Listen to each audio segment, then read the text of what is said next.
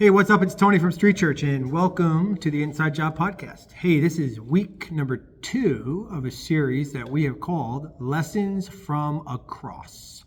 The entire gist of this series is this. I think one of the biggest hurdle and obstacle to us being an effective source of light in people's lives who are going through it, who are hurting, who are suffering, is when we are hurting and going through it and suffering. I think when we find ourselves in a situation that we would not wish on our worst enemy, I think that is such an obstacle, such a hurdle towards us wanting to be and towards us being effective in terms of making an impact on those around us who are also suffering and hurting. And I think that what the cross teaches us is not only does it not have to be, but if we learn to suffer well, it could actually have an enormous and a tremendous impact on people's lives who we know who are hurting and who are suffering. And one of the best examples of this is found in the Gospel of Luke. So everybody knows the scene, right? So you got Jesus hanging on a cross, and on one side of him is one criminal, and on the other side of him is another criminal. One of the criminal just spends this opportunity to just hurl insults at Jesus, right? He's just spewing insults at Jesus. And he says, hey, listen, if you are who you said you are, then rescue us. Get us out of this mess. Get yourself out of this mess. If you are the Christ, save us and save yourself. So the other criminal is listening to this whole thing go on, and it so impacts his life that not only does he turn to Jesus and say the famous words that everybody knows, Lord, remember me when you come into your kingdom, right? So in essence, he's saying, I need you. I need what you have. Please remember me when you come into your kingdom. Not only does how Jesus suffer so well enable him to say that, but before he said that, he does something else, which is even more of an amazing thing, right? He must have been so impacted by what Jesus was saying in his greatest moment of suffering and how he was acting that he turned to the other criminal, even before he thought of himself and said, remember me. He thought of that other criminal and he turned to him, and in an effort to change his perspective, to change his mind, to get him on board with the program, he said, hey, we are suffering justly for our crimes, but this man is suffering unjustly because he did not do anything wrong. So in an effort to change this guy's heart and to tweak his thoughts and perception on who Jesus was, he turns to him and he ministers to him. And then he says, oh, and by the way, Jesus, I need you.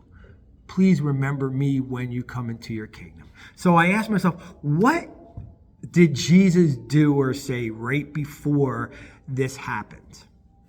Well, Jesus said this, and everybody knows these words.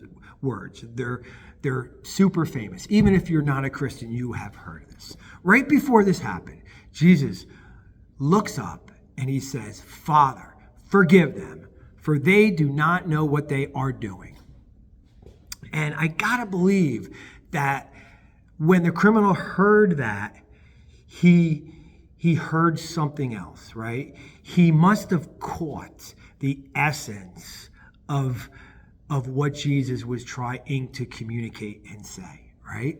He must have caught it. He must have swallowed it. And I think if we're going to suffer well, and if we want to make an impact on people's lives around us who are suffering in the middle of our own train wreck situations, that we have to embrace and that we have to swallow the same thing that this criminal embraced and swallowed. And it's this. When Jesus said, Father, forgive them, for they do not know what they are doing, he was saying this. If they knew you like I knew you as my Father, as my daddy, they wouldn't be doing this. They wouldn't be acting this way, right? I mean, Jesus is literally looking out on the people who are cheering and celebrating his very death. People who are spitting on him, hurling insults at him, hitting him, who have plucked out his beard and saying, Lord, let them off the hook and forgive them. Because if they knew you as their Father, as I know you as my daddy, they would be acting differently. And you know what? I think the criminal must have heard that. He must have knew that. That's what he caught. So that's what enabled him to reach out to the other criminal and try to get him on board, right? I just think this, right? I think that it's not easy to love people in our lives who may disagree with us, right?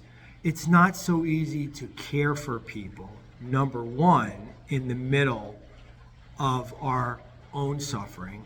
And number two, it's not easy to care for people and to love people when we are suffering, people who disagree with us, whose belief systems, whose thoughts don't line up with ours, who maybe even have brought some of their suffering upon themselves as a result of their own poor decisions and choices, right?